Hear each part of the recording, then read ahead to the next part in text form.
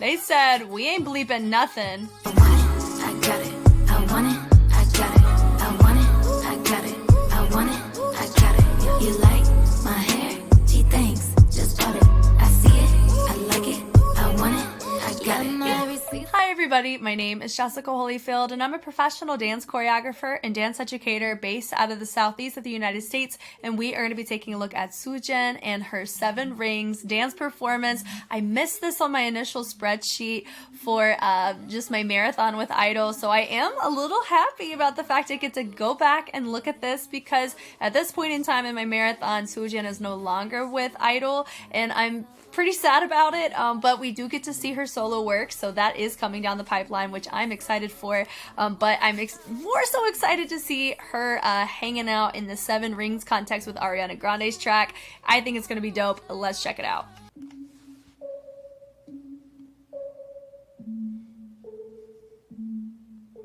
Yes, ma'am.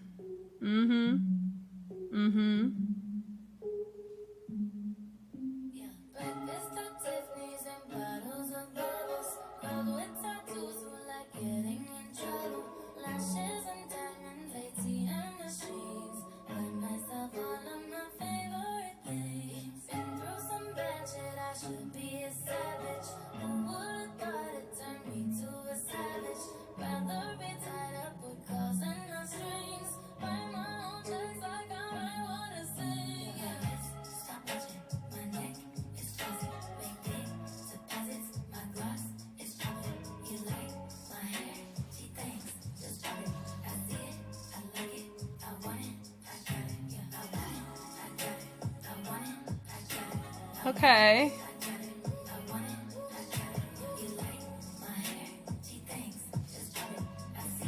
That was me like 2 weeks ago when I got my hair done. Okay, color grade. Feels like they used acid wash or one of those filters with the red. Okay. They said we ain't bleeping nothing. Okay.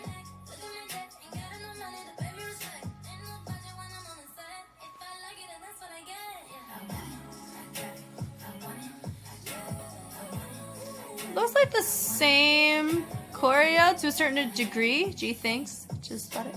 See it? I want it. I like it. I got it. Low key, I can already tell. I mean, I do find it. Which one was first? Was her Artist of the Month first, or was it this one? See, let me go look. Okay, assumption was correct in my head. This one was first before the Artist of the Month. Because what I was gonna say before I verified it was her movement quality in heels specifically, I think, has greatly improved between this and what I saw in Artist of the Month, in her cohesion with the dancers, I think. So if it's the same choreographer, I think the choreographer grew too, and how Studio Choom setup works. Not only that, I think she really showed up more naturally and organically in the choreography that she was given as well. And I think the other choreo was more difficult, but seeing her here, like, it's not awkward. I wouldn't really call it that, but I do feel like we are trying to placate a little bit more so in, like, hamming up our performance, and we're not allowing more depth in our movement, as I think that's the only underwhelming aspect about it.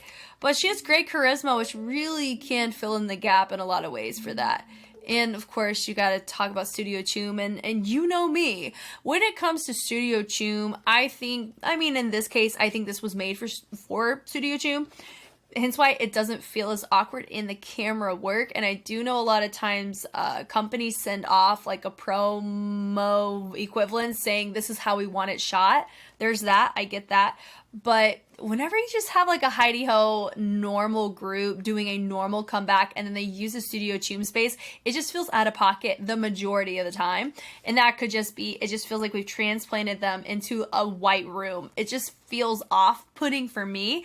But when it's done conceptually with Studio Choom in mind, it hits different. So in this case, it actually doesn't look bad at all. I actually really like it. in that context. I like her framing of her face, looks great, and how she's on the chair, such a vibe. And I like, honestly, allowing her hair to have a fun little moment to shine. Right down in, all that hair choice. I love how she sits in the chair like that. So cool. Showcases her silhouette. Does feel a bit of a tease, which is dope. And there's that breakfast at Tiffany's. You got people nice and just kind of hanging out, sitting down, not doing anything, looking away, or not being the focal point. She's our focal point because she is moving. And of course, our camera is panning very close to her. Them bubbles, really nice.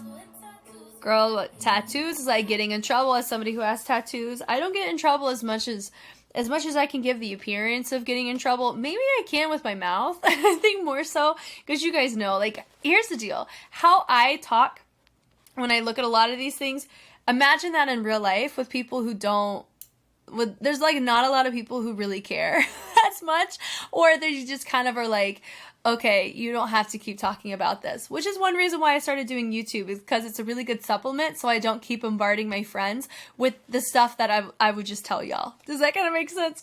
So I get in trouble, but not like the crazy like rob a bank trouble. Not really that, just more so, you know, sometimes I could be a little bit too emotional about something, and people are like, yo, Jazz, chill, whoa, and I'm like, that's life. Anyway, has nothing to do with this, but I think it's fun. I like the little extension that she did there, and then she switched it up, sat down. This part here, I did feel like we were trying to go a little strobing effect. So strobing is a transitional dime stop sequence where you have a dime stop, which is stopping on a dime, where you have your muscles engaged, and then you stop in a very quickly, boom, where you don't have a reverb, or you don't have an explosion of a muscle group. That would be popping, and it's a sequence of it. So instead of going A, B, you would go A, and then you have A point 1, point 2, point 3, point 4, all the way down, because you're giving the illusion of being in a strobe light. That's where you get the term strobing from. So the more you learn, right? So I kind of feel like that's what she was coming across here. It doesn't feel consistent, because that's a really big thing that you want to strive for when you do strobing, is you want every pull that you do, or every interruption that happens, to have the equal range across the board from that A to that B. And so that's my general note to her on her strobing, because that's what I think she's really going for here. Yeah, because normally if you're gonna do like more isolated hands, you would have more structure in the direction or shape that you're making. So based on this, I mean, yes, I would say that first half is teetering on strobing, or the attempt of that, and the second half was more framing the chest and the hips and the stomach and all of that, but because she didn't have any clarity or guidance in the direction, it didn't feel clear. So that would always be something to kind of strive for. If you really like the idea of this but you want it to look more refined, that would be my suggestion. Favorite thing, I love that little tease with a smile. That was cute. I like this here where they go. It did appear to be an add-on because my other two girls didn't feel like they weren't moving yet, right? So they go, they bring it, fold the hands in, really nice choice, bringing it in, and then we look like we're low-key. It's giving like subtle savagery and feminine energy because of these choices, right? This gives off a I'm gonna cut you, right? But also, oh, we cute. It's a little mix like that with a fun stylized hand at the tail end, which is nice. That bump, that was fun. That tied into a lot of her choices that she already showcased before. So I like that little two interrupted moments, which was fun. Then she comes up. Me Too was savage, cool, and she's the only one that has any like modification of her jeans. She has a little fishnet underneath, feels very teasy, but it's still covering, which is cool. And then she's also wearing a jean jacket, so she definitely stands out in a great way, without taking away from her dancing with the rest of the dancers. I like the cohesion here. It looks great. Then she comes out. I do feel like all the dancers went out first, but they were all supposed to go at the same time. So I feel Soojin's leg just shot out a smidgen too late, but that's a range thing. So they take it, boom, timing was kind of okay, and then they rotate. Hairography, we love it. Love how it swung. Okay, ma'am. We come up through, so they all already crossed, and she brought her leg in. Now, whenever you have an artist, a lot of times they are the ones that are allowed to modify or progress or deviate from the original choreo. As long as the dancers hold it down, especially in mirrored format like this, where you have your center and then you have dancers equally on either side of your feature, which will always be Soojin. So they have to make sure whenever they're doing choreo that it matches to a freaking T, which it low-key doesn't, because you can tell right here, their range. So range is how your timing is timed out. So you have A and B. How long it takes to get from the A and the B position is called your range. That's how I was trained to approach it. There's other verbiage, but that's what I use. So you notice here, their timing is probably going to be the same, their start and their finish. But notice her elbows are leading and her wrist, not really wrist, but her elbows and wrists are leading equally. And that's going to feel different. Now, at the end of the day, is that a really big issue? Not quite, but if you're going to be known for synchronicity, or if you want your dancers to be really, really clean, so when you deviate subtly, it stands out in a great way, that would be an in general note that you would want to clean. Where does your energy come from, and where does it go? Cotton Eye Joe. Anyway, but I love that boom, boom, boom. I'm assuming that was going to be, that's a peel out, going from your center to your outside, but we didn't see the outside too, but that's what my educated guess is telling me, because there's 3 sounds, dun, dun, dun. She goes on the first one, they go on the second, and there's another 2, boom. My assumption is they go on the third. She goes once again, nice fun little moment. I noticed she's wearing the same hoops as me. Let's go, girl. And she comes out and sing, yeah. Notice she kind of just let her legs go out and she didn't really add any pressure or weight to it or any depth to the body to be influenced by that choice. Those are little things that she ended up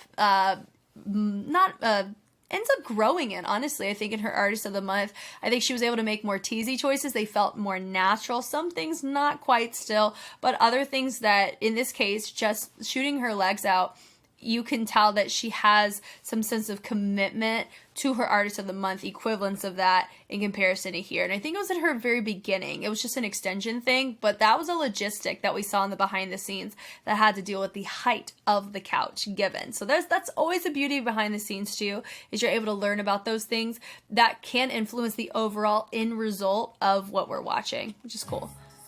I like that, the boom and up. So she goes and she travels it up. Love the energy there. And then you have your dancers kind of vibing, feeling more pedestrian in nature.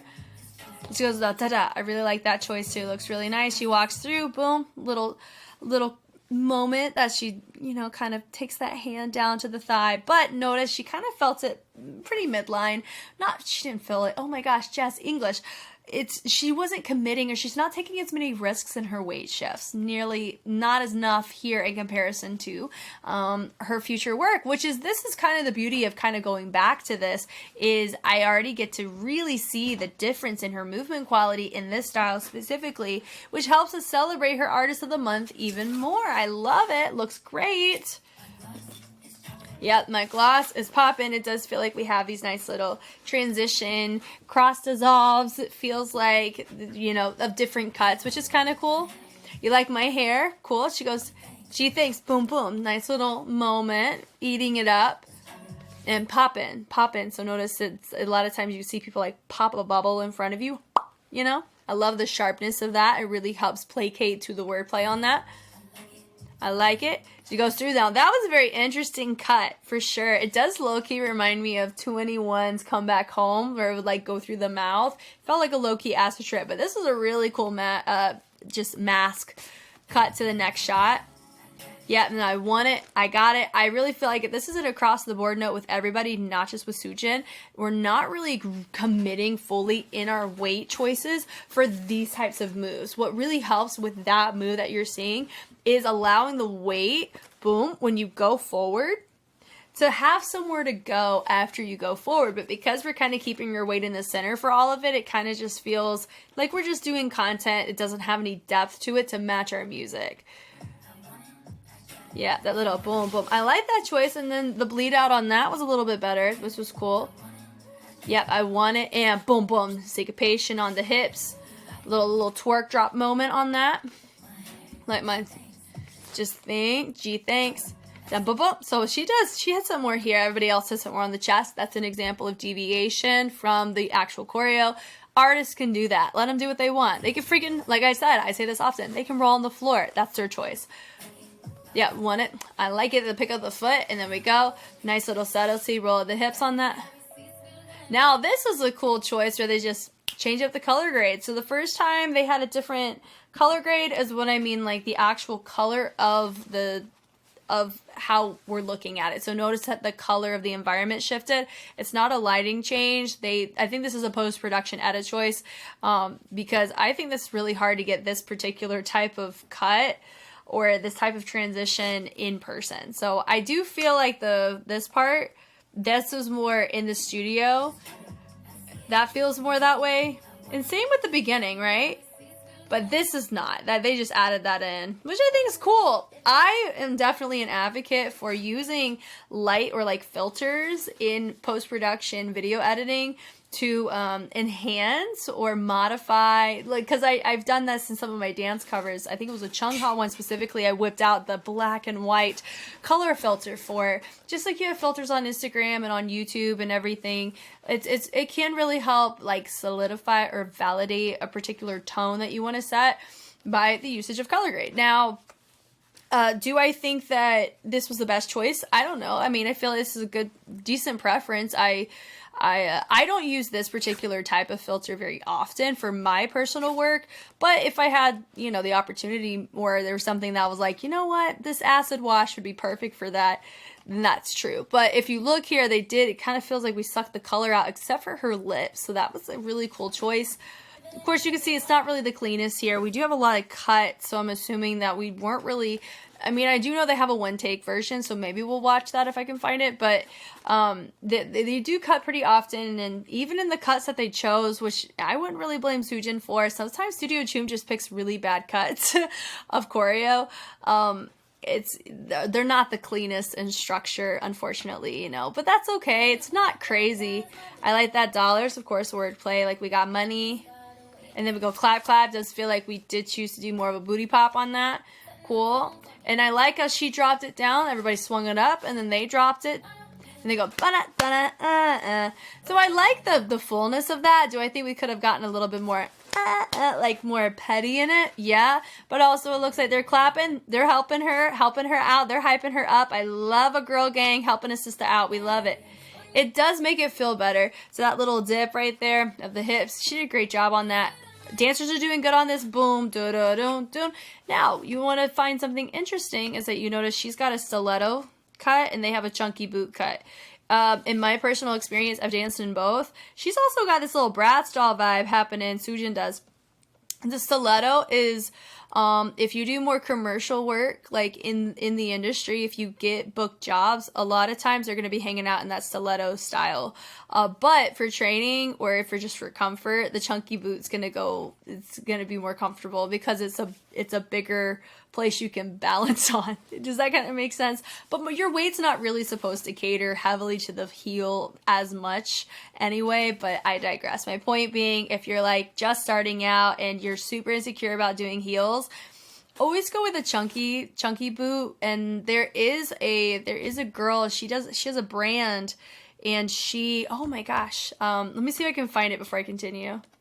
Okay, the brand is called Burju, Burju, and the woman who made it she has such a different varieties of heel types depending on what your need is. So that's a good brand that I know that a lot of people use that are in the industry right now actively working. That's a good brand. But I digress. You can just honestly, as long as it doesn't have a platform, you're pretty solid. And she does a video explaining the type of heel that's effective for class, and that's stuff that she's brought up. But anyway, moving on from here, that could influence, all that to say, that can influence a dancer's movement quality is their familiarity to the type of heel that they're with. So I'd say, hey, more power to her for going stiletto on this. And she's working it so far, which is cool.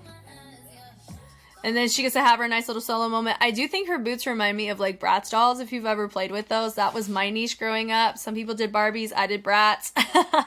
And that like style of chunky boot just reminds me of that. So it's low-key nostalgic, and I've always wanted a pair, but I don't know where I would wear those in my day-to-day life. But I digress. Nothing to do with this. But she's doing great. She holds it down. Great, you know, stage presence, great charisma, and it goes such a long way, especially if you're a student of something. It's not really a fake it till you make it mentality, because she's not really faking it, but it makes it more enjoyable seeing this little snapshot of her progress in the style, which is cool. I love the little peekaboo moment. That was cute. She slides in a nice little kick out of that. Nice. Look at my neck. Now, she low-key kind of touched her chest, so my note for her would be try to aim more for the neck so I can see the word play, but I got it. I was picking up on it. I like the little shoulder. Shoulder was cute. Hairography. Some people cannot do hairography. Sometimes they look like a flapping like horse on the loose. Like sometimes their hair ain't hairing, and it does take, it's a sense of coordination, especially when you syncopate hairography. That boom boom, when you double it up or you go like you make a little figure eight. That kind of stuff is always impressive whenever they choose to make it a polyrhythm or they make it an accent point, which is what you see here. And it's like a beautiful rotation, whether it's speed or what they're pairing it with. It's just super fun. So kudos to her. Just because you see a hair flip and you see a lot of people do it doesn't mean that it doesn't take some people a hot minute and a half to kind of get on the same page on that, you know? So more power to her for that. I love that little clap. Notice she's kind of sitting in her weight a little bit on either side, which I think is super cool. The little walks. Now my dancers, part of me feels like some of them are going to the inside. It's that little tap tap. It kind of feels super placed. It doesn't really feel like we don't have clarity on where our weight's supposed to be on that, because some people are kind of tapping and their weight shifting back, and some are keeping it front. Some are isolating it. So that would be a dynamic check on where our weight is going on these moves here, especially on that tap tap, because that influences the setup for the next rev that they do, right? Now, the moment is Soojin. Soojin is our moment here, and they're just kind of our embellishment or our ornament in that, right? We love to see it, but also that's just a note. I feel like everybody deserves to be looked at and appreciated, right? not just our artists. I love advocating for the dancers. I love seeing whenever they hold it down. They're doing a pretty decent job, nonetheless. But I do think they improved a lot. If some of them have an overlap into the artist of the month, I can see an improvement. You know, and it's just fun. I love that. Love it. I got it. I love it. I got it. My Miss Stiletto over here. She looks mighty comfortable in her heels. Way to go. Boom. Da da. I love that. With a little throw. And she thanks. Just spot it. Love the little shimmy out of her. The step touch. Everyone's getting a little bit lower. Of course, with the camera shot, it looks super cool. Now that a part of me wishes we had more legato in the torso for Soojin in that moment, but we pick our battles, right? I think it's so subtle. At the end of the day, that boom, boom, she's trying to approach and hit that sound, boom, boom. Everybody else is nice and low. That boom, boom, that was cute. I really like those two interruptions there, very clear. And she goes boom, boom, boom. And it also feels like she low-key repeated, or they just used the same, not same take, but same part of the track. No. Yeah, same part of the track or same choreo, and then they just repeated it at a different angle is what it looked like there. Or she just repeated it twice, which would be my note, of course, to pursue different ways of executing timbre through your texture and movement. That's kind of my general note whenever I see something repeated in that way.